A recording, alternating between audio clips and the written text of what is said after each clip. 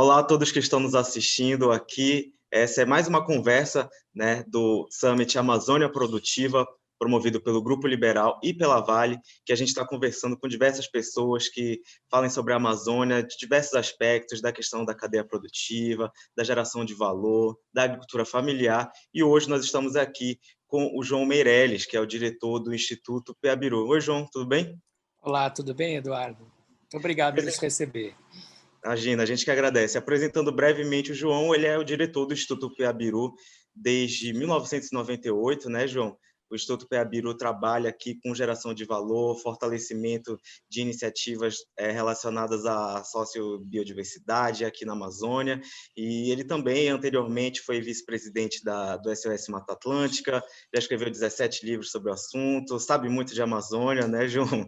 Já foi vencedor 2 vezes do prêmio Samuel Benchimol, então o cara entende muito do assunto, e hoje o nosso tema aqui é justamente a questão da cadeia de valor amazônica, né? E como essas oportunidades relacionadas à cadeia de valor também contemplam a agricultura familiar, né, João? Eu queria que tu explicasse para a gente exatamente o que é cadeia de valor, o que esse conceito significa, né, para a realidade da nossa Amazônia. É muito legal você ter colocado isso, porque, diferentemente da cadeia produtiva, que está olhando só a parte econômica, a função econômica das diferentes partes, né?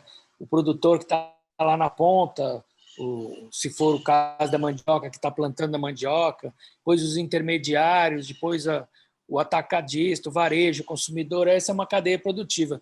Mas a gente olhar com mais responsabilidade e olhar os valores, né, culturais, né, ambientais que estão envolvidos, e até o poder, né, da agricultura familiar, por exemplo, em relação à cadeia de valor. Realmente é muito desigual, né? Então, a cadeia de valor é uma metodologia desenvolvida por diversos países, mas o Instituto Peabiru adota já há 15 anos. Aprendemos com uma grande organização do setor, que é a Oxfam, que é das mais importantes organizações de assistência socioambiental do mundo, e vimos aplicando, e no sentido também de que os agricultores são pesquisadores socioambientais. Eles são, junto conosco, parceiros. Nós, na verdade, não sabemos nada. Quem sabe são os agricultores, né? São os técnicos da Embrapa ou da Emater. Nós somos facilitadores desse processo. Então, nós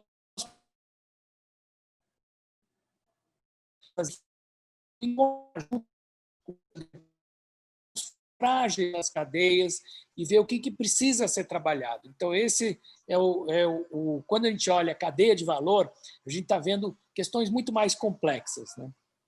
Entendi. E é interessante porque isso está diretamente relacionado com os pilares de atuação do Instituto Peabiru, né? Que é justamente a questão da cadeia de valor, a conservação da biodiversidade, a proteção social, o engajamento socioambiental também com o setor privado, né? Como é que o senhor olha essa engrenagem assim que precisa funcionar a partir desses 4 elementos para poder fazer com que essa cadeia de valor de fato garanta um desenvolvimento compartilhado na Amazônia? Primeiro é a questão de justiça social, né? E da questão da mulher. Então, se a mulher não tiver voz, né? Se não houver equidade, né? Se não houver a participação dos jovens, e também com voz, não apenas como mão de obra, vamos chamar assim, né? Aliás, a cadeia de produtiva olha as pessoas como mão de obra, né? E a gente olha como beneficiário, né? Como atores relevantes no processo. E, na verdade, cada um desses atores, né? Tem gente que fala, não, precisamos retirar o intermediário, né? O atravessador. Isso é uma ilusão, né? Na verdade, no agricultor ele não vai ser aquele que vai produzir, vai transportar, comercializar e ainda vender, processar eventualmente. Então, o que a gente tem que reconhecer os diferentes papéis, né? Cada, vamos dizer, elo dessas cadeias de valor tem que ser reconhecidas. E na Amazônia, o primeiro reconhecimento que a gente tem que ter é o papel dos povos e comunidades tradicionais, né? Indígenas, quilombolas e povos e comunidades tradicionais. São grupos que têm história, né? Têm conhecimento associado a esses diferentes saberes e fazeres, né? Então, por que se hoje se toma açaí de certa maneira? Porque houve séculos, inclusive de plantio. Aquela floresta que a gente imagina a palavra até boba, floresta virgem ou floresta intocada, ela foi uma floresta plantada pelo homem ou enriquecida, né? Claro que o homem não foi lá e fez a castanheira, mas ele disseminou a castanheira para o seu interesse, né? Então, o primeiro fator que a gente raramente reconhece é esse direito, é esse conhecimento, né? Essa tradição. Claro, aquela mandioca hoje produzida da forma tradicional, isso resolvia problemas de pequenas comunidades, né? E então a gente tem que agregar conhecimento que já existe, né? É incompreensível como o Estado não provê, né, a sua obrigação de assistência técnica e extensão rural, que é a ATER, né? E como isso não ocorre de fato, né? Tanto no nível federal, pelo INCRA ou pelos outros órgãos que deveriam cuidar disso, né? Como no nível estadual, pelas Emater ou municípios, né? Municípios, por exemplo, como Barcarena, nós estamos trabalhando hoje em Barcarena, junto com a Hidro, a empresa mineradora, com 300 agricultores, né? E com a Secretaria Municipal de Meio Ambiente, de Agricultura, perdão. Então, acho que tem que haver essa união no sentido de fortalecer as capacidades locais, né? Sem isso, a gente não vai avançar. É interessante essa questão que o senhor coloca, porque existe um capital técnico acumulado do ponto de vista científico pela academia e tudo mais, que é o que a gente entende, né, como tecnologia, e existe a tecnologia que é o capital acumulado pelos saberes empíricos relacionados aos povos tradicionais da Amazônia, né? Então, o que falta mesmo, o senhor considera que é uma ponte que ligue e que traga o compartilhamento dessas informações de uma maneira mais produtiva, né? Esse trânsito de conhecimento tinha que ser uma coisa diária. Por exemplo, lá no Marajó, as primeiras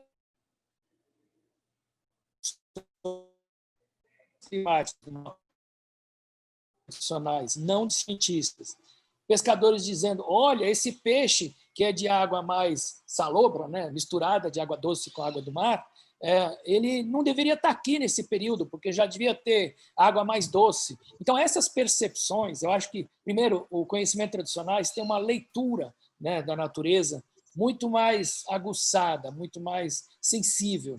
E o conhecimento científico é capaz até de reconhecer isso e pesquisar a partir daí, né? Nosso trabalho, por exemplo, com abelhas sem ferrão, as abelhas nativas, né?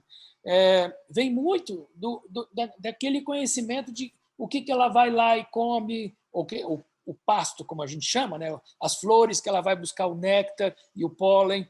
Então, isso, a ciência está correndo atrás, vamos dizer, e precisa haver desenvolvimento tecnológico. Agora, o que tem hoje já seria suficiente.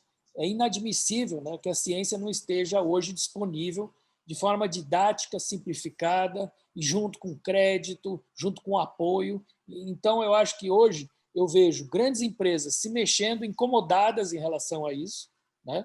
E não apenas elas, e os governos ainda muito aquém da sua. Entendi. E essa questão que o senhor fala da perspectiva de inclusão, né, dos povos tradicionais e das comunidades da agricultura familiar, eu acho que ela pega muito para a questão da indústria 4.0 também, né? Porque quando a gente pensa em indústria 4.0, às vezes a ideia estereotipada que vem na cabeça é de supertratores e de softwares mega desenvolvidos que só podem ser adquiridos com muito dinheiro por grandes empresas, mas na verdade a indústria 4.0 pode ser de grande serventia também para a agricultura familiar e para os povos tradicionais, né? Como é que o senhor enxerga essa relação hoje em dia e no que a gente precisa avançar? 4.0 é uma farinha formalizada, com os reconhecimento de quem produziu, né? Farinha com nome e sobrenome, né? Com a identidade, rastreabilidade. Essa farinha produzida de uma maneira que não que o seu impacto seja conhecido e possa ser reproduzido por gerações, né? E eu acho que quando a gente fala em 4.0, a gente tem que cuidar das coisas que estão aí. A grande agricultura, né? No sentido de que envolvem grande quantidade de pessoas. Nós temos mais de 5 milhões de pessoas na Amazônia, entre agricultores familiares, povos e comunidades tradicionais, que vivem dessa agricultura de subsistência e não deveriam estar na subsistência, porque existe ciência para isso, existe mercado para isso. Então, o 4.0 para mim é pôr na prateleira do mercado, mas de uma forma justa. Hoje, por exemplo, o açaí não tem nada de sustentável. O açaí, a questão do trabalho infantil, do trabalho precário, é uma questão muito séria. Não vem sendo tratado suficientemente pelos diferentes elos da cadeia de valor, né? Então, 4.0 para mim é cumprir a legislação, é reconhecer a ciência, dar um valor a mais para aqueles que conservam, aquela farinha quilombola tem que valer o dobro de uma farinha comum. O consumidor tem que participar desse processo. Ele tem que reconhecer também. A pressão do consumidor é fundamental, assim como a pressão de diferentes atores dentro da cadeia. E eu vejo que essa questão também precisa de muito envolvimento, como o senhor mesmo já citou, do setor privado, né? Especialmente aqui na Amazônia, acaba sendo o motor, as empresas multinacionais, geralmente, que atuam aqui, acabam sendo um motor dessa questão da indústria 4.0 e também de outros fatores relacionados ao desenvolvimento compartilhado, né, no interior da Amazônia. Como é que o senhor avalia essa participação? Em que grau que o senhor imagina que ela está hoje? E o senhor acompanha de perto isso a partir de instituto, né? Como é que é o cenário hoje em dia dessa participação privada no desenvolvimento compartilhado na Amazônia? Então, esse é um desafio e ele começa a ser resolvido no momento que uma grande corporação que entra num determinado território para fazer uma atividade mineral, ou às vezes é uma infraestrutura mesmo de alguns 5, 10 anos, ou agrícola, né, como a palma, que é o Dendê, ou outra atividade, né? Quando essa empresa reconhece que os seus vizinhos, né, têm demandas e eles são ouvidos de igual para igual, não apenas um assistencialismo, passa a se construir algo mais sustentável. Então, como é que a gente pode pensar, por exemplo, nós temos hoje só 10 grandes empresas aqui em torno de Belém, Barcarena, só 10 empresas juntas, elas fornecem 100 mil refeições por dia. Quanto dessa comida, que são 30 milhões de refeições no ano, vem da agricultura familiar dos vizinhos? Praticamente nada. Então, precisa destravar isso. Isso é fortalecer a capacidade, reconhecer o seu vizinho, né? Então, como é que o Pará aceita, grande produtora de commodities agrícolas, né, e pecuárias, como é que ele aceita que 2/3 da sua comida vem de fora? Então, eu acho que esses grandes entraves, né, que as grandes corporações podem contribuir, né, o Estado tem que agir com políticas de longo prazo. Não dá para cada vez que entrar um governante novo começar do zero, né, no nível municipal, estadual, federal. E o que a gente vê é uma descontinuidade enorme, né, e uma falta de políticas consistentes. E esse tipo de política para essa área agrícola, área de conservação, de revitalização, ele exige longo prazo. O ciclo não é o ciclo do alface, né? E quando a gente quer revitalizar a floresta amazônica e os ambientes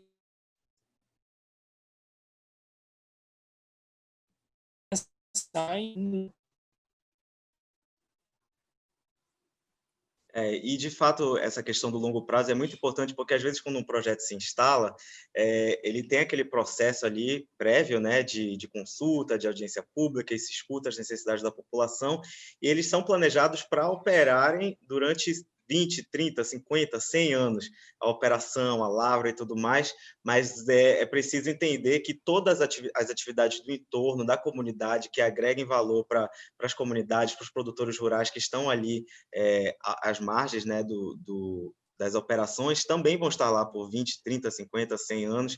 Então, pensar a longo prazo é a melhor solução, né, que o senhor acredita que está em falta. Como é que o senhor acha que o governo pode, de fato, impor esse tipo de condição para que garanta mesmo esse pensamento que dure por muito tempo O dentro de uma empresa? governo é o reflexo do nosso pensamento da sociedade, né?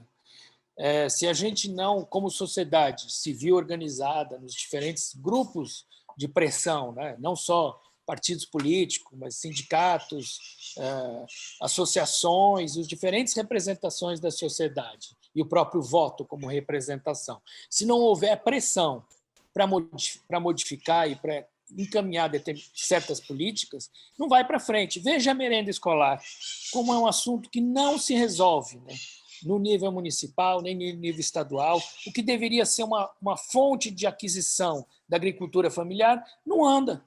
É incompreensível, né? Então, eu acho que falta a sociedade compreender e exigir, né? E monitorar, acompanhar um pouco do papel das organizações da sociedade civil, ajudar a monitorar no sentido de mostrar caminhos. A gente não tem a solução, nem nós vamos ficar monitorando o Estado, que é uma coisa ridícula. Isso é para o Ministério Público, né, do Estado ou da Federação. Mas eu acho que, então, a gente tem que amadurecer enquanto sociedade, achar que isso é importante.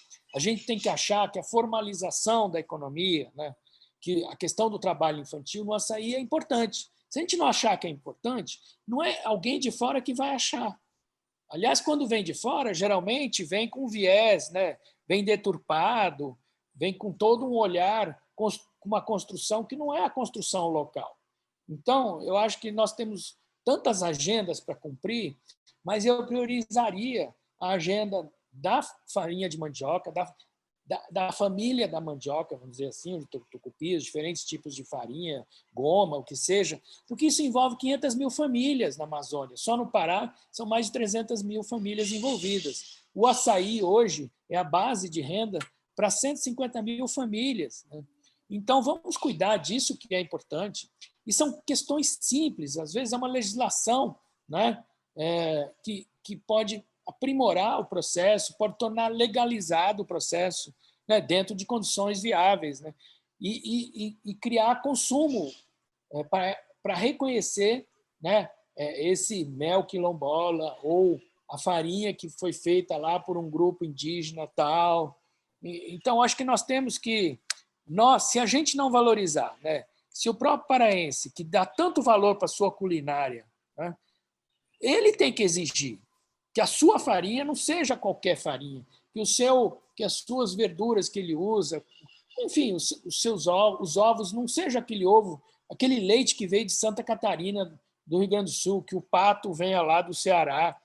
Eu estou dando exemplos simples, mas que a solução ela também é simples, porque é uma solução que está na mão da agricultura familiar, né, que produz 70% dos alimentos que a gente consome. Eu achei interessante citar esse protagonismo da mandioca e de como é urgente tratar dessa questão, porque o Luiz da Câmara Cascudo, por exemplo, quando escreveu a História da Alimentação do Brasil, tratou a mandioca como a rainha do Brasil, né? Como a base da nossa alimentação, o mais importante alimento da nossa história, e ainda assim existe uma falta de formalização, de uma questão mais de uma questão de valorização, não necessariamente do produto, que, como o senhor falou, é muito valorizado e apreciado, mas valorização de quem faz ele chegar na nossa mesa, né? Nesse seu tempo aqui em Belém, como é que o senhor avalia os avanços que a produção da mandioca teve, relacionando tanto a questão ambiental, mas também social, a questão da valorização dos produtores? A gente avançou nesse processo nesses últimos anos? O que é que falta ainda para a gente ter uma produção de mandioca valorizada desde a origem até chegar na mesa? Olha, tem um dado muito simples. Toda a goma que você comprar no Ver o Peso vem do Paraná. Então, se o próprio paraense acha que está comprando algo que é do Pará, no seu símbolo maior, que é o Ver o Peso, e não cuida para que chegue à mesa do próprio paraense algo decente, com nome e sobrenome, a farinha da Dona Maria das Dores, que vem lá da comunidade Santo Ângelo, lá de Corralinho. Estou dando um exemplo qualquer aqui, ficcionado, mas é isso. Nós temos que valorizar, enquanto consumidores, né, criar elos, né, porque nós todos consumimos e definimos. Quando a gente está pilotando o nosso carrinho de supermercados, a gente está definindo o futuro do planeta. Não é quando nós estamos tão ou mais do que no nosso voto, né? Então, eu acho que essa cidadania pela soberania alimentar, né, se reconhecer o que é valor, como você bem colocou, a mandioca tem que ser a nossa rainha e não tratada. Quando uma senhora de uma condição melhor econômica vai negociar com alguém de farinha, que eu já vi várias vezes, e pichinchando, eu acho isso uma vergonha. A gente tem que valorizar e, obviamente, tem que exigir um produto de qualidade, né, E acho que isso tem que estar no comprador da grande empresa, tem que estar no comprador dos supermercados. Veja as placas dos caminhões no Ver o Peso, à noite, da onde são. Fotografe essas placas e exponha. Você vai ver que o Brasil inteiro está ali comprando um produto que não paga imposto, né, que é sobreexplorado e que os pescadores, os 100 mil pescadores entre São Luís e Belém, vivem na miséria por conta dessa forma de trabalhar. Então, chega disso. Ou a gente fortalece a capacidade, né? A gente não, os próprios pescadores, marisqueiras, né? Caranguejeiros, eles passam a ter poder, né, na cadeia de valor, né? Ou nós vamos à extinção do caranguejo, como ocorreu em muitas cidades do Nordeste pela sobreexploração. E se a gente não valorizar este conhecimento, essa tradição, mas valorizar mesmo, é no bolso, é no reconhecimento, é não aceitar que isso seja tratado como com desperdício e sem sentido. Então, temos um desafio enorme dentro de casa. Não dá para falar de 4.0 sem tratar dessas questões básicas. A gente não vai resolver o problema do desenvolvimento por exemplo, da gastronomia, da culinária, das cadeias de valor amazônicas, sem resolver essa questão básica da formalidade, do trabalho infantil, né? E do reconhecimento dos valores dos povos e comunidades tradicionais. E assim, o senhor falou da importância de sensibilizar as pessoas para que elas participem ativamente dessa questão de introduzir a indústria 4.0. Nesses 35 anos de ativismo ambiental, o senhor poderia ajudar a gente elencando, assim, tópico a tópico, quais são os benefícios? Porque, às vezes, como o senhor falou, quer metade do preço sem entender que você não está pagando pela mandioca, está pagando pela pessoa que acordou cedo, que colheu, que transportou aquilo ali de uma maneira higiênica. Enfim, é uma quantidade de aspectos que às vezes são esquecidos. Então, essa indústria 4.0 inclusiva e que valoriza a produção aqui regional, quais são os pontos positivos, qual é a lista assim, definitiva de benefícios que o senhor poderia elencar para as pessoas se lembrarem na hora de fazer a compra do mês? Primeiro é o quilômetro zero. Não comprar, se tem um queijo, um marajó, ou um produto qualquer, que é produzido no Pará e produzido fora, valorizar o que é made in Pará, feito na Amazônia, feito em Belém, enfim, esse conceito do quilômetro zero. Segundo, fidelidade. Eu compro dos mesmos grupos da agricultura familiar, da feira orgânica, há 15 anos. Conheço, fui lá, fui ver. Então, eu tenho um pacto com essas pessoas, uma relação. E existem muitos, se a gente for buscar, tem pessoas que compram de pessoas que os pais já compravam dos pais deles. Eu acho que é valorizar essa relação. Elas têm muita importância. Inclusive, ela tem espaço para exigência. Olha, não está bom esse produto, vamos trocar, vamos melhorar. Eu acho que faz parte dessa relação, né? E depois, não dá para aceitar o açaí, essas 150 empresas da açaí que estão no mercado, que põem o açaí de qualquer qualidade, né? Que recebem uma rasa de açaí e não estão vendo de onde vem, se teve trabalho infantil, se teve trabalho precário, se a mulher participou, se recebeu dinheiro. Então, eu acho que a gente tem que ter rastreabilidade, tem que saber de onde vem, né? Se a gente tratar do universo das carnes, as carnes são um problema tão sério que daqui a 50 anos não vai ter boi no planeta, porque não tem espaço para o boi e a soja é só parte da cadeia de valor do boi, né? Porque a soja é só alimento a soja produzida no Brasil, pelo menos, a soja é só alimento para animais, né?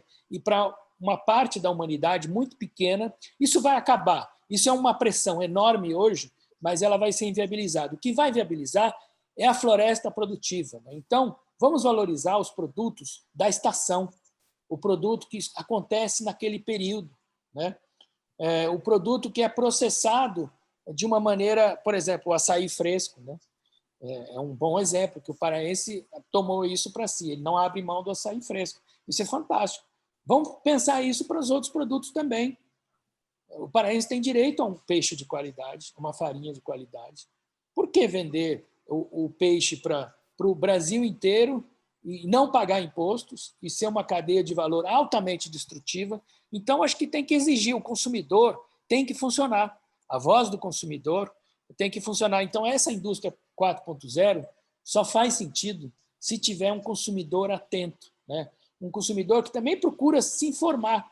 Eu quero saber se esse produto foi feito de uma maneira sustentável, se houve exploração de alguma comunidade tradicional ou não, se houve... Eu acho que a história dos produtos conta a nossa própria história. As nossas pequenas decisões é que são as decisões que vão mudar o planeta.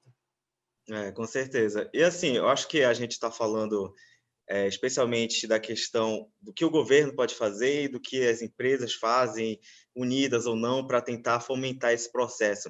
Mas isso também passa por uma certa qualificação do ponto de vista de capacitação técnica, até para que os produtores, os agricultores familiares e tudo mais, também possam se inserir nesse universo, né, para ajudar no desenvolvimento disso. Como é que funciona, como é que seria esse tipo de qualificação e capacitação técnica dessas pessoas?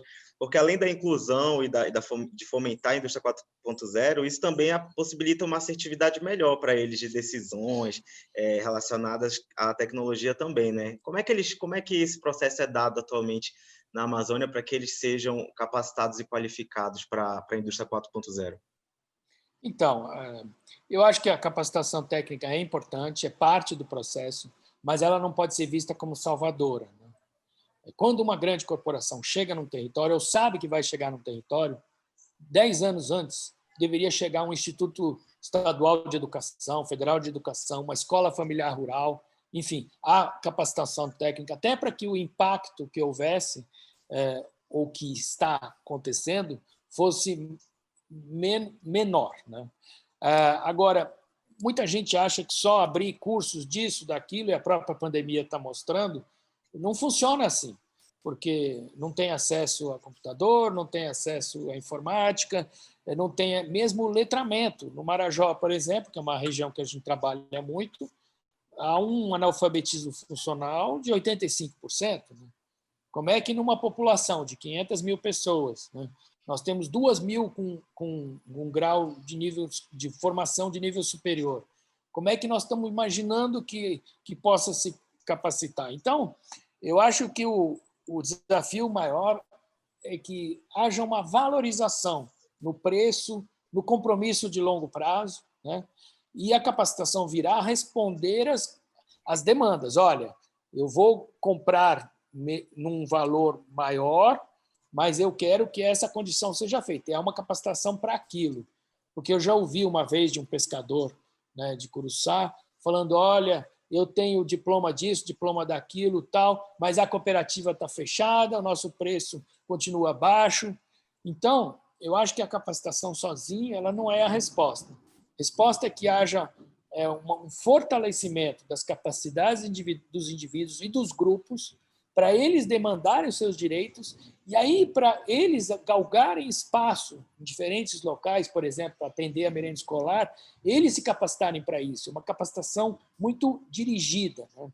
Principalmente para grupos que não tiveram oportunidade porque foram excluídos da educação formal, né? Aliás, para lembrar, o nosso estado do Pará tem a pior educação formal do Brasil. Então, em paralelo, se a gente quer tratar de capacitação, vamos primeiro resolver coisas básicas, aprender a matemática, a portuguesa, enfim, a pensar, raciocinar, desenvolver, argumentar. Isso está muito relacionado à educação básica. É bom esse ponto de vista porque a gente entende que uma cadeia de valor que seja inclusiva, ela só floresce depois que diversas outras condições tenham sido semeadas, né, do ponto de vista da educação, da saúde e tudo mais, para poder fazer com que exista uma base para que ela se desenvolva, né? Eu queria citar a questão da pandemia, que o senhor falou, porque a pandemia mudou a vida de muita gente em diversos aspectos, né? Como é que o senhor avalia os impactos para a agricultura familiar e para os povos tradicionais e para os produtores pequenos, rurais, que, enfim, precisam se inserir nessa indústria 4.0, mas ao mesmo tempo estão sofrendo diversos reveses por conta desse cenário adverso que a gente passou em 2020? Então, é muito crítico, né? A gente trabalha com os quilombolas, lembrando que o Pará é dos estados que tem mais comunidades quilombolas do Brasil. que são extremamente vulneráveis, esquecidas, né? E a pouca produção que ela consegue fazer no momento da pandemia se tornou inviável de levar ou até de receber pessoas nas suas comunidades. Então, nós acompanhamos esse processo, até fizemos pequenas campanhas junto com a Malungo, outras ONGs, uma grande empresa como o Supermercado Açaí apoiou com 1.000 cestas básicas, mas isto só ajuda, na verdade, a chamar a atenção para um problema que é estrutural, né? A pandemia veio a piorar, né, algo que nunca foi reconhecido, né? Os direitos quilombolas, né? Que eles deveriam ter acesso a esse conhecimento, a capacidade de armazenagem, a capacidade de processar os produtos.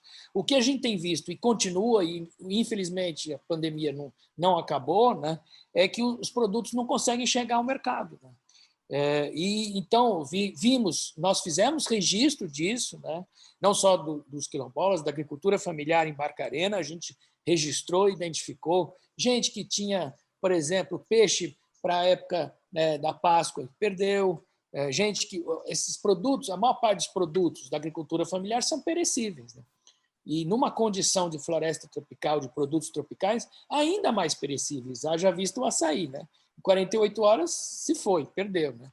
Então, nós temos aí um grande desafio que tem que ser priorizado, e não parece que tem sido priorizado, né? E aí são pequenas soluções para os seus pequenos problemas, que para essas comunidades são imensos problemas. Pode parecer pequeno para nós, né? Como é que transportar uma saca de farinha, né, de uma comunidade a um centro maior, mas chega lá, não tem como comercializar, porque o mercado está fechado, porque as condições de comercialização de transporte estão totalmente desestruturadas. Então, isso é um problema urgente e crítico, né? E não há uma política hoje de Estado, né, nos seus diferentes níveis, enfrentando isso.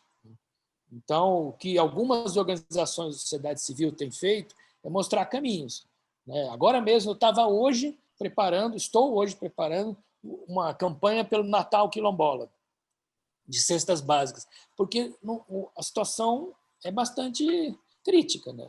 E nós temos que resolver. Imagina para as comunidades urbanas, né? Se para comunidades rurais está difícil, imagina para comunidades urbanas, que perderam uma série de oportunidades. Então, eu acho que nós estamos num momento que temos que discutir questões básicas. É, e assim, o senhor falou dessa questão da ajuda compartilhada. Como é que hoje a pessoa, que a gente fala muito de grandes empresas, né? A Hydro, a Vale, a Alcoa, que são empresas que possuem áreas focadas nesse tipo de trabalho. Mas como é que a pessoa que, por exemplo, o pequeno, o microempresário, o médio empresário, o cara que tem um restaurante na Pedreira, como é que essa pessoa pode ajudar? Existe algum tipo de monitoramento de catálogo de fornecedores que essas consultorias que vocês realizam e tudo mais ficam disponíveis assim para que as pessoas consultem e busquem esses fornecedores? Qual o caminho que elas devem perseguir assim que der o estalo? Bem, preciso me engajar nessa luta. Qual é o primeiro passo que eu tenho que dar? Primeiro, se fosse um pequeno mercadinho na Pedreira, como você comentou, né, ou um restaurante na Pedreira, eu passaria a olhar e tem que estar no meu mercado, ver se aquilo faz sentido, né? Se eu estou entregando um produto de qualidade, se eu estou fortalecendo a economia do meu território, se ele está trazendo desenvolvimento ou só está deixando mais rico, vamos dizer, uma grande empresa que não tanto faz ali. Então, o restaurante pode rever as suas relações, né, com seus fornecedores, buscar produtos que tenham identidade, né, que tenham história, né, tenham nome, sobrenome. Então, eu acho que é um bom momento de reflexão, né, dessas cadeias de valor. Isso é o que é a cadeia de valor, né? Olhar para cima e para baixo da cadeia de valor. Ouvir o consumidor, né? O consumidor está precisando, na pandemia, um outro tipo de produto. Eu vi, por exemplo, uma estatística, só como um exemplo bobo assim, aumentou o consumo de suco laranja porque as pessoas estão mais em casa. Mas, então tem que olhar isso. Se eu não consigo fornecer sorvete no shopping, eu vou atender, né, com outro produto. Enfim, estou dando exemplos que é só para instigar. Então, eu acho que todo pequeno negócio, os grandes negócios só têm problemas maiores. Eles têm os mesmos problemas, né? Então, eu acho que olhar para o seu prato, eu diria, olha para o seu prato, comece a separar, abre a sua geladeira e faz uma pesquisa científica sobre a sua geladeira, né? Se aquilo faz sentido e por quê, de onde vem. Estou contribuindo para a melhoria da qualidade de vida dos povos e comunidades tradicionais. Se eu não estou vendo nada na minha geladeira, alguma coisa está errada. Eu preciso consumir a castanha, mas a castanha não pode vir com uma grande empresa que ajudou a derrubar, como houve em Marabá, os castanhais, e ela explora várias comunidades. Não, vamos comprar diretamente das cooperativas ou de quem comercializa das cooperativas. Dá um certo trabalho, mas vale a pena, porque as pessoas vão se sentir orgulhosas das suas decisões. As decisões de consumo têm que ser conscientes, as decisões empresariais também. Elas não podem ser só pela facilidade, né? Só porque alguém veio, passou na minha porta e me trouxe isso, né? Eu acho que é um momento de muita reflexão sobre cada ato aí, né?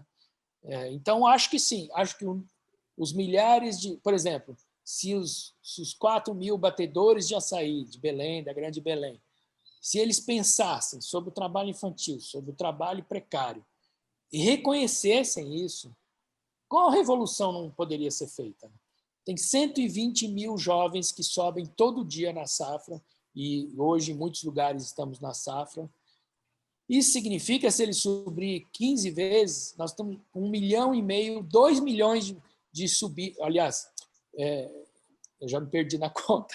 Se ele subir 10 vezes, 15 vezes, são 15 milhões de subidas num dia, né? E que pode, claro que dá acidente. Então, eu acho que a gente tem que rever os nossos conceitos, né? Em coisas simples, a partir de decisões simples, né? Uma filosofia caseira, vamos dizer assim. Você já deu muita dica para a gente, mas para encerrar essa nossa conversa aqui no Summit Amazônia Produtiva, o que esses 35 anos de ativismo ambiental e 16 anos aqui em Belém, João, te ensinaram a partir da tua experiência, que tu gostaria de compartilhar como uma boa dica para que a gente inicie 2021 pensando na coletividade como uma responsabilidade nossa, especialmente depois desse período de pandemia? O que o senhor gostaria de propor para que todo mundo que está assistindo a gente possa refletir como prioridade a partir do fim desse momento, né, que provavelmente vai se encerrar em breve, né, e iniciar o pós-pandemia com uma nova visão relacionada ao tema que a gente conversou, que é a geração de valor, a cadeia de valor. É que não existe milagre no sentido, eu tenho uma ideia genial e vou implementá-la, né? Na verdade, existem aspirações. Então, muitas pessoas olham, por exemplo, o que o Instituto Piabiru faz e perguntam: o que vocês fazem? Nós fazemos agenda local. A agenda é sempre local, daquela comunidade, daquele grupo específico de jovens ou de mulheres. Então, eu acho que a nossa capacidade de ouvir, eu acho que isso é que eu aprendi e tenho aprendido, né?